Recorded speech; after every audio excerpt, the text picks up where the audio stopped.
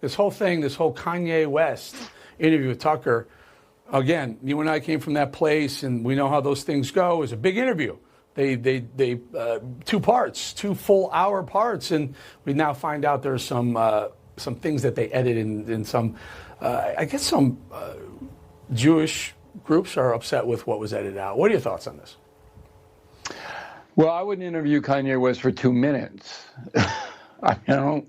Why do we want to interview Kanye West? I mean, he's an entertainer. Well, hold on. What's up, everybody? Major Retired Richard Ojeda here, and Fox News original creep Bill O'Reilly is here on Newsmax giving no cares about Kanye West. At the time, Kanye, African-American, comes out saying some pretty conservative things. I'm not shocked that Tucker jumped on interviewing Kanye. I'm just shocked that they edited out some of the things that were nasty to make the interview look a little bit better for Kanye and, frankly, for Fox and Tucker.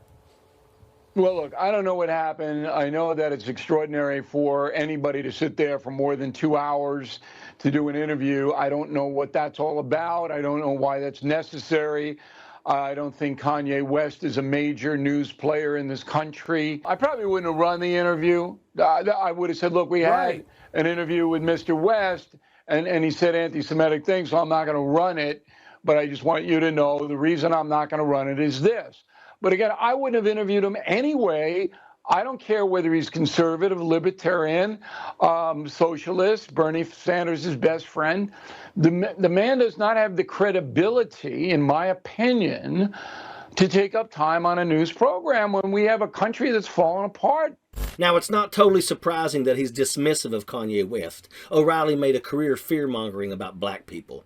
Also note that Kanye is African-American, being used by the party of blaming identity politics on Democrats, just pulling full force behind Kanye West. And that's because it plays in their favor. They can proclaim they aren't racist because, look, they have a black guy on their show. Look at my African-American over here. They can also claim they don't see the anti-Semitic comments because they just don't think Kanye means it that way. Yeah, but Bill, here's a billionaire, an idol, a music idol. He's African-American, and all of a sudden he says woke culture is ruining the country and pushes back against Democrats. I think there are a lot of conservatives who say, well, let's get this guy on. You know, he's on our side. Someone who they thought was on their side, he's on our side. It's typical, media warfare. But I'd argue from this clip that Bill O'Reilly is more upset that Fox News hosted Kanye West than the actual substance of the interview. Shocking, I know. He's also missing the real irony of giving importance to an entertainer and someone who markets themselves constantly and not seeing Donald Trump as the exact same type of person. Donald Trump wasn't a politician either. He was a reality TV host and real estate guy. But he became relevant, unfortunately, in American politics, as have many celebrities who have expressed their support for Donald Trump.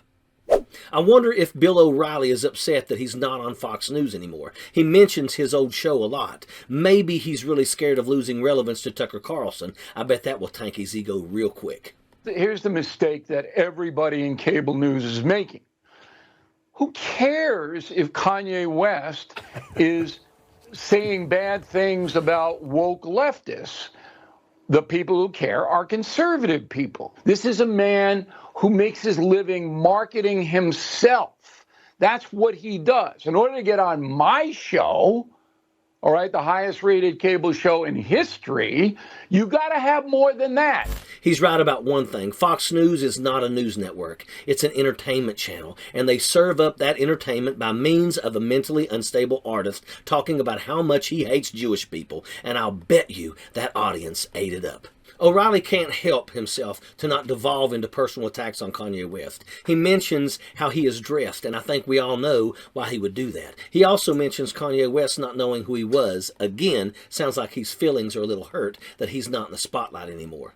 Remember, Bill O'Reilly lost his spot at Fox News after years of alleged sexual harassment claims that Fox News paid for, so he's casting stones at really fragile house there.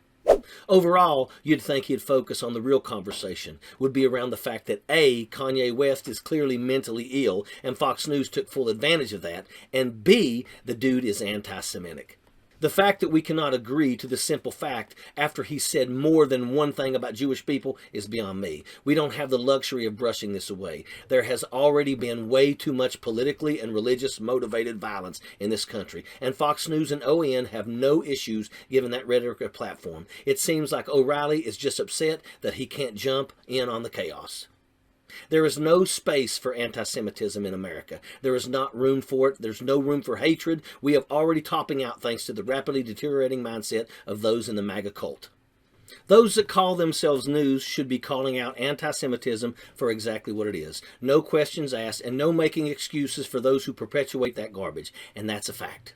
What does it sound like to you guys? You think O'Reilly is upset that Tucker is taking his thunder, or do you think that he's way past all that and retiring with this podcast? Let us know down below in the comments. Sappers clear the way, airborne all the way.